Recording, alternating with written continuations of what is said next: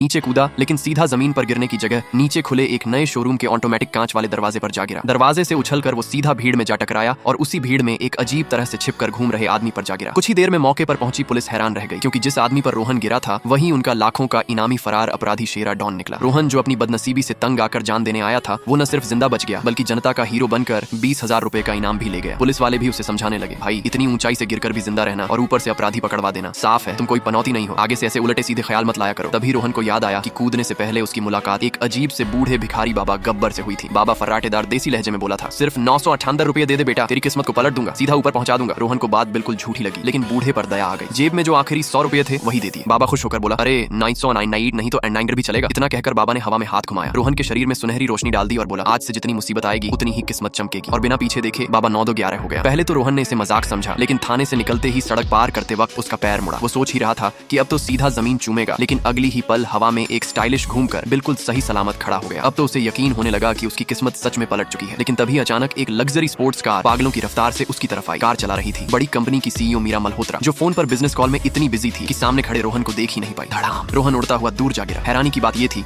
कि रोहन को बस हल्की सी खरोंच आई। मीरा उतरते ही बोली, देखिए सॉरी वॉरी नहीं कहूंगी, पैसे ले लीजिए। रोहन भड़क गया, ये पैसे का मामला नहीं है, ये उसूल का सवाल है। पुलिस ने भी इशारे से कहा कि भाई ले ले, लेकिन रोहन आज सिद्धांतवादी मोड में था। तभी मीरा ने रकम बढ़ाकर 40,000 रुपए कर दी और बोली, बस QR कोड खोलो, अभी ट्रांसफर करती हूँ। इतना सुनते ही रोहन का उसूल पिघल गया। उसने 2 बार कंफर्म किया और फिर अचानक मुस्कुराते हुए मीरा से ऐसे बात करने लगा जैसे पुराने रिश्तेदार हो। इस तरह रोहन ने किस्मत से 40,000 रुपए और कमा लिए। घर लौटते वक्त उसने सोसाइटी के नीचे 2 संदिग्ध लोगों को इधर उधर देखते हुए पाया। घर पहुंचा तो उसकी बहन सोनिया और जीजा अमित परेशान बैठे।